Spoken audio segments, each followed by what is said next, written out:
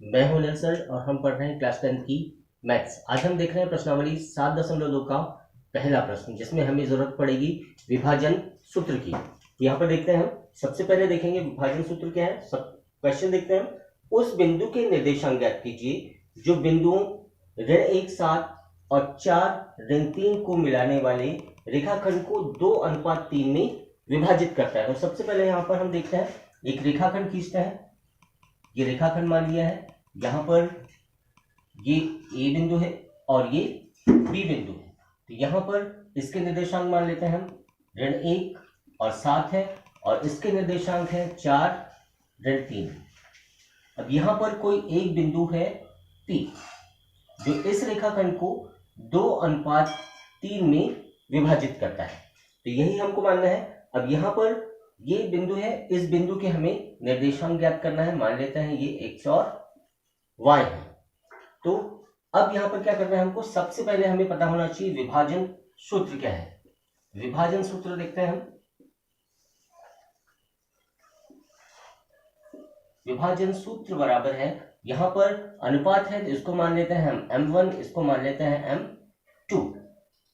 तो यहाँ पर होता है m1 x2 m2 x1 बटे m1 प्लस m2। यहाँ कॉमा लगाएंगे, ये x के निर्देशांक हो गए। फिर y के देखते हैं हम, तो y के लिए भी वही है m1 y2 plus m2 y1 और m1 प्लस m2, यही है। तो यहाँ पर ये m1 है, ये m2 है और इससे हमें गुणा करना है। तो यहाँ पर देखते हैं x और y दोनों के निर्देशांक हम निकालेंगे। सबसे पहले m1 ये है, इसका गुणा करते हैं हम इससे। ये x है, पहली संख्या x होती है, दूसरी संख्या y होती है। xy मानेंगे तो ये x2 है, 2 × 4 धन 3 × ऋण 1 और बटे में लिखेंगे 2 धन 3। फिर यहां कॉमा लगा देंगे। फिर m1 है, मतलब 2 का गुणा होगा ऋण 3 से, धन 3 का गुणा होगा 7 से और बटे में लिखेंगे 2 धन 3। फिर से देखते हैं आगे हम।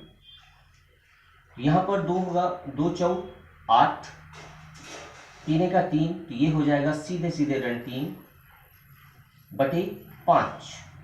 कॉमा लगाएंगे, 2 तिया 6, यह आ जाएगा ऋण 6 और ये हो जाएगा 3 7 21 और यहां पर भी आ जाएगा 5, ये आ गया। फिर से आगे देखते हैं, तो यहां पर आ जाएगा 8 में से 3 गया, कितना बचेगा 5 बटे 5 और यहां पर 21 में से 6 गया, 15 बटे 5। ये निर्देशांक आ गए। इसी को अगर हम आगे हल करते हैं तो ये हो जाएगा 5 का 5 और ये हो जाएगा 5 तिया 15। इस तरह से P बिंदु के निर्देशांक आ जाएंगे 1 और 3, अर्थात P बराबर हो जाएगा 1 और 3। बिल्कुल इजी प्रश्न था, बहुत आसानी से हमने हल कर लिया है। अब हम देखते हैं अगला प्रश्न। प्रश्न 2 क्रमांक देखते हैं। यहाँ पर 2 बिंदु दिए हमारे पास, 4 ऋण 1 और 2 ऋण 3। इससे जो रेखाखंड बनता है इसको हमें 3 बराबर भागों में विभाजित करना है और जो बिंदु इसे विभाजित करते हैं उनके हमें निर्देशांक ज्ञात करना है। तो सबसे पहले ये बिल्कुल इजी वे है, इस तरह से हम एक लाइन बना लेते हैं और यहाँ पर इस बिंदु को मान लेते हैं A, इसको मान लेते हैं B और इस तरह से लाइन बनाकर आप अगर सॉल्व करने की कोशिश करते हैं तो बिल्कुल इजी वे में क्वेश्चन समझ में आता है। मान लेते हैं ये बिंदु P है और ये मान लेते हैं बिंदु Q है। अब इसको, ये जो बिंदु है इसको बराबर समान 3 भागों में बांटते हैं। तो इसका मान लेते हैं 1 भाग, ये मान लेते हैं 1 भाग और ये मान लेते हैं 1 भाग। इस तरह से A के निर्देशांक हमारे पास है 4 और ऋण 1 और B के निर्देशांक है ऋण 2 ऋण 3। अब यहाँ पर हमें ज्ञात करना है P के निर्देशांक और Q के निर्देशांक। तो यहाँ पर देखते हैं P को अगर हम देखें तो ये इस रेखा को किस भाग में डिवाइड करता है, ये एक भाग, और यहाँ पर है दो भाग। Q को अगर हम छोड़ दें, सिर्फ P की बात करें तो P इसको एक भाग में और इसको दो भाग में डिवाइड करता है। तो इसका अनुपात क्या होगा, 1:2। और यहाँ पर Q जो है यही इसको एक भाग में डिवाइड करता है और बाकी ये जो रेखा है इसको दो भाग में डिवाइड करता है। तो इसका अनुपात मान लेते हैं 2:1। तो ये अनुपात मान लिया है। अब यहाँ पर इससे हम इसके निर्देशांक ज्ञात करेंगे। तो यहाँ पर देखते हैं, सबसे पहले P बिंदु के निर्देशांक हम ज्ञात करते हैं। तो P बिंदु के निर्देशांक के लिए क्या करेंगे, हम फिर से वही विभाजन सूत्र का यूज करेंगे। m1 x2 m2 x1 m1 plus m2, फिर यहां कॉमा लगा देंगे m1 y2 plus m2 y1 और नीचे m1 प्लस m2। ये हमारे पास निकलेंगे निर्देशांक। अब यहां पर सबसे पहले इसका देखना है हमें। तो m1 ये है, तो 1 का गुणा करेंगे 2 से, 1 गुणित ऋण 2 आ जाएगा, प्लस अब m2 है, 2 का गुणा करेंगे 4 से और यहां पर जोड़ देंगे 1 धन 2। फिर से देखते हैं, यहां पर 1 है, 1 का गुणा करेंगे ऋण 3 से, धन 2 का गुणा करेंगे ऋण 1 से, और यहां आ जाएगा 1 धन 2। P बराबर, अब यहां पर गुणा करेंगे, ये हो जाएगा ऋण 2 धन 2 चौक 8/3, और यहां पर आ जाएगा ऋण 3 ऋण 2/3। इस तरह से P बिंदु के निर्देशांक हमारे पास आ जाएंगे। यहां आ जाएगा 6/3 और यहां आ जाएगा ऋण 5/3। तो इससे ये कट जाएगा, ये हो जाएगा 3 का 3, 3 दूनी 6, तो 2 और ऋण 5/3 ये आएंगे P बिंदु के निर्देशांक। अब हम देखते हैं Q बिंदु के निर्देशांक। Q बिंदु के निर्देशांक ज्ञात करने के लिए फिर से वही फॉर्मूला लगाएंगे हम, और यहां पर P बिंदु के लिए हमने माना था 1:2, यहां पर Q के लिए मानेंगे 2:1, मतलब ये m1 होगा और ये m2 होगा। तो फिर से सूत्र लगाएंगे हम, m1 x2 plus m2 x1, और यहां आ जाएगा m1 प्लस m2, कॉमा फिर से m1 y2 m2 y1 बटे m1 प्लस m2, यह जाएगा। अब यहां पर इससे हमें सॉल्व करना है, तो Q का मान रखेंगे और यहां पर m यहां क्या हो जाएगा, m1 2 है, 2 गुणित ऋण 2 धन 1 गुणित 4, अब बटे में 2 धन 1 आ जाएगा। फिर से m1 देखते हैं हम, 2 गुणित ऋण 3 होगा, धन 1 गुणित ऋण 1, और नीचे 2 धन 1 आ जाएगा। फिर से सॉल्व करते हैं, यहां हो जाएगा 2 दूनी 4 ऋण 4 धन 4 बटे 3, और यहां पर आ जाएगा ऋण 6 ऋण 1 बटे 3, ये हो जाएगा 0/3, और ये आ जाएगा ऋण 7/3। तो 0/3 का मान आ जाएगा 0 और 7/3। इस तरह से ये Q के निर्देशांक और P के निर्देशांक। P के निर्देशांक हमारे पास है 2 ऋण 5/3 और यहाँ आया 0 7/3। इस तरह से दोनों बिंदुओं के निर्देशांक हमने ज्ञात कर लिए हैं। अब हम देखते हैं अगला प्रश्न। अब हम देखते हैं तीसरा प्रश्न। तीसरा प्रश्न मैंने लिखा नहीं है क्योंकि बहुत बड़ा क्वेश्चन है। हम यहाँ पर क्वेश्चन को पहले समझने की कोशिश करते हैं कि ये यहाँ पर क्वेश्चन में दिया है हमारे पास ABCD एक खेल का मैदान है या ग्राउंड है। यहाँ पर 2 बालिकाएं हैं, एक का नाम है निहारिका और दूसरी का नाम है प्रीत। यहाँ पर निहारिका जो है यहाँ पर लाइन 2 से यहां से दौड़ती है, यहां से यहां तक। टोटल यहां से यहां की डिस्टेंस हमारे पास है 100 मीटर की डिस्टेंस या 100 मीटर की दूरी है। तो ये जो निहारिका है 1/5 भाग, 1/4 भाग, यहां से 1/4 भाग तक दौड़ती है और यहां पर एक झंडा गड़ा देती है। और ये दूसरी एक है और एक और है जिसका नाम है प्रीत, ये 8 लाइन से दौड़ती है और यहां पर 1/5 भाग दौड़ती है और यहां पर आकर एक झंडा गड़ा देती है।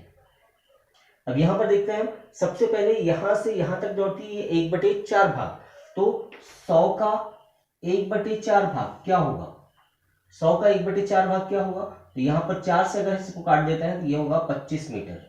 और दूसरा देखते हैं, ये 1/5 भाग, तो 100 का 1/5 भाग क्या होगा? इससे इसको काट देंगे, ये आ जाएगा 20 मीटर। तो इस तरह से इस बिंदु के निर्देशांक क्या होंगे? इस बिंदु के निर्देशांक होंगे, यहां पर अगर हम देखते हैं तो ये 2 है और यहां से यहां तक ये पहली बार दौड़ रही है, 1/4 भाग मतलब यहां आ जाएगा 25, ये 25 मीटर आएगा और ये 2 मीटर आएगा। तो इस तरह से इसके निर्देशांक होंगे 2 और 25। फिर से देखते हैं, यहां से एक लड़की दौड़ना चालू करती है जिसका नाम है प्रीत, और ये 8 नंबर लाइन से दौड़ती है और 1/5 भाग दूरी तय करती है, मतलब ये है 20 मीटर।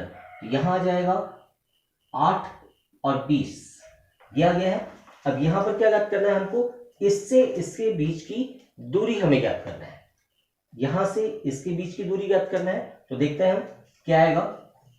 तो यही निर्देशांक हमें ज्ञात करना है, यहां पर दूरी हमें ज्ञात करना है। इस बिंदु को मान लेते हैं A और इस बिंदु को मान लेते हैं हम B। इस तरह से ये 2 बिंदु हैं, इन दोनों के बीच की दूरी हमें ज्ञात करना है, ये कितनी दूरी होगी। और दूसरा हमें ज्ञात करना है इन दोनों के मध्य का पॉइंट जहां नीला झंडा गड़ेगा। तो यहां पर देखते हैं, दूरी सूत्र हमें पता है। दूरी सूत्र क्या होता है? दूरी सूत्र यहां पर AB, यहां आ जाएगा वर्गमूल x2 माइनस x1 और यहां पर आ जाएगा y2 माइनस y1 और दोनों का वर्ग। ये हमने देखा है पिछली एक्सरसाइज में, पिछली प्रश्नावली में हमने दूरी सूत्र का, तो यहां पर भी वही करना है हमको। तो ये हो जाएगा 8 ऋण 2 पूरे का वर्ग और यहां पर आ जाएगा 20 ऋण 25 पूरे का वर्ग। तो ये आ जाएगा 6 का वर्ग और यहां आ जाएगा ऋण 5 का वर्ग। 6 का वर्ग हो जाएगा 36 और 5 का वर्ग हो जाएगा 25। दोनों को अगर हम जोड़ते हैं तो 6 और 5 11 की एक, हासिल का 1, ये हो जाएगा वर्गमूल 61 मीटर। इस तरह से A और B के बीच की दूरी कितनी हुई? 61 मीटर हुई। यहां से हमें दूरी हमने ज्ञात कर दिया है, A और बीच की दूरी 61 मीटर हो गई है। अब यहां पर देखना है हमको कि इन दोनों का मध्य बिंदु क्या होगा। इन दोनों के मध्य बिंदु ज्ञात करने के लिए मध्य बिंदु सूत्र हम ज्ञात करते हैं। तो मध्य बिंदु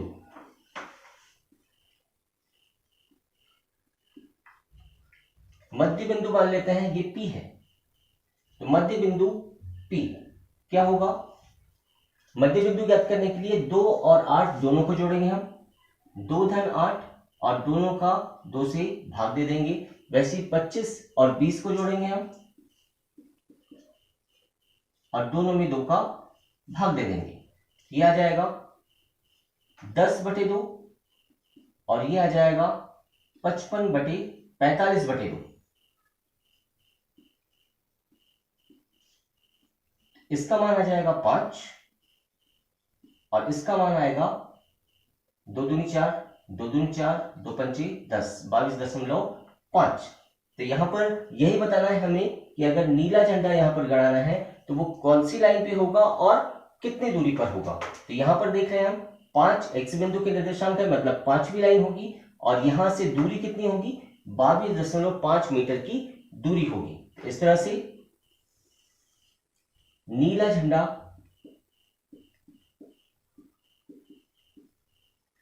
पांचवी लाइन में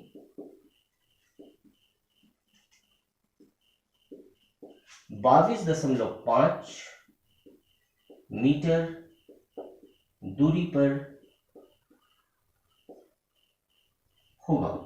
होगा या गड़ेगा। इस तरह से हमने तीसरा प्रश्न भी हल कर लिया है। अगर वीडियो पसंद आया है तो प्लीज शेयर करें, लाइक करें, सब्सक्राइब करें। धन्यवाद।